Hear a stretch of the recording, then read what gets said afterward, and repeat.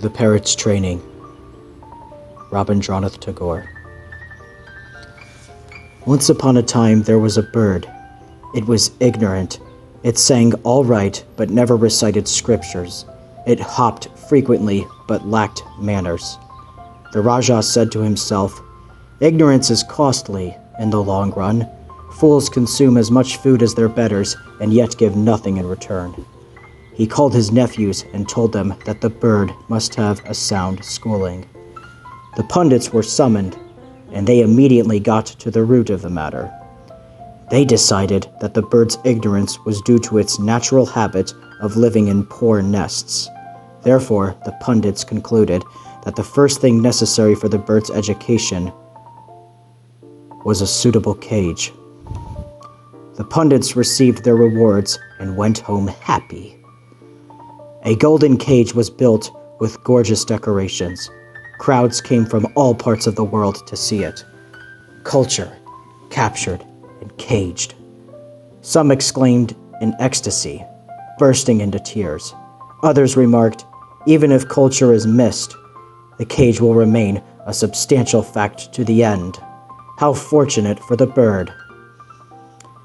The goldsmith filled his bag with money and wasted no time in sailing home. The pundit sat down to educate the bird with proper deliberation. He took his pinch of snuff and said, "Textbooks can never be too many for our purpose." The nephews gathered an enormous crowd of scribes. They copied from books and copied from copies until the manuscripts piled up to an unreachable height. People murmured in amazement, "Oh, the Tower of Culture, egregiously high, the end of it lost in the clouds." The scribes, with light hearts, hurried home, their pockets heavily laden. The nephews were furiously busy, keeping the cage in proper trim. As their constant scrubbing and polishing continued, people said with satisfaction, "This is progress indeed." Men were employed in large numbers, and supervisors were even more numerous. These, along with their cousins of various degrees of distance, built a palace for themselves and lived there happily ever after. Whatever its other deficiencies, the world is never in want of fault-finders, and they went about saying that every creature remotely connected with the cage flourished beyond words, except for the bird. When this remark reached the Raja's ears, he summoned his nephews and asked, "My dear nephews, what is this that we hear?" The nephews replied, "Sir, let the testimony of the goldsmiths, pundits, scribes, and supervisors be taken if the truth is to be known. Food is scarce for the fault-finders, and that is why their tongues have gained in sharpness." The explanation was so luminously satisfactory that the Raja decorated each of his nephews with his own rare jewels. The Raja, desirous of seeing himself how his education department busied itself with the little bird, appeared one day at the great hall of learning. From the gate rose sounds of conch shells, gongs, horns, bungles, trumpets, cymbals, drums, kettle drums, tom-toms, tambourines, flutes, fiddles, barrel organs, and bagpipes. The pundits began chanting mantras at the top of their voices, while their goldsmiths, scribes, supervisors, and their countless cousins of various degrees of distance loudly raised a round of cheers. The nephews smiled and said, "Sir, what do you think of it all?" The Raja said, "It seems so fearfully like a sound principle of education." Mightily pleased, the Raja was about to remount his elephant when the fault-finder from behind a bush cried out, "Maharaja, have you seen the bird?" "Indeed I have not," exclaimed the Raja. "I completely forgot about the bird." Turning back, he asked the pundits about the method they followed in instructing the bird. They showed him. He was immensely impressed. The method was so stupendous that the bird looked ridiculously unimportant in comparison. The Raja was satisfied that there was no flaw in the arrangements. As for any complaint from the bird itself, That simply could not be expected. Its throat was so completely choked with the leaves of the books that it could neither whistle nor whisper. It sent a thrill through one's body to watch the process. Ooh. This time, while remounting his elephant, the Raja ordered his state ear puller to give a thorough good pull to both ears of the fault finder. The bird thus crawled on, dully and properly, to the safest verge of inanity. The progress was satisfactory in the extreme. Nevertheless, nature occasionally triumphed over training, and when the morning light peeped into the bird's cage, it sometimes fluttered its wings in a reprehensible manner.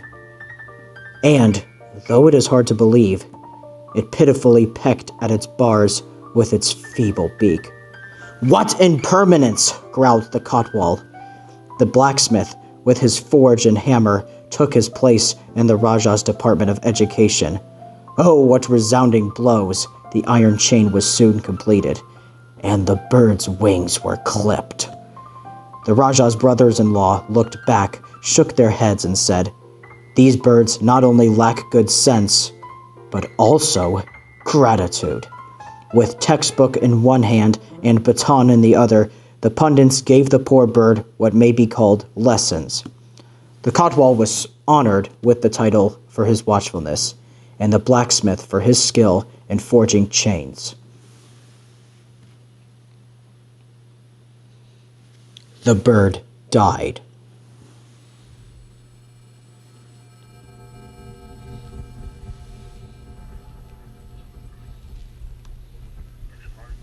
Nobody had the slightest idea how long ago this had happened. The fault finder was the first to spread the rumor. The Raja called his nephews and asked, "My dear nephews, what is this that we hear?" The nephews replied, "Sir, the bird's education has been completed." "Does it hop?"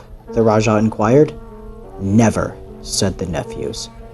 "Does it fly?" "No." "Bring me the bird," said the Raja. The bird was brought to him, guarded by the Kotwal, sepoys, and sowars. The Raja poked its body with his finger. Only its inner stuffing of book leaves rustled. Outside the window, the murmur of the spring breeze amongst the newly budded asoka leaves made the April morning wistful.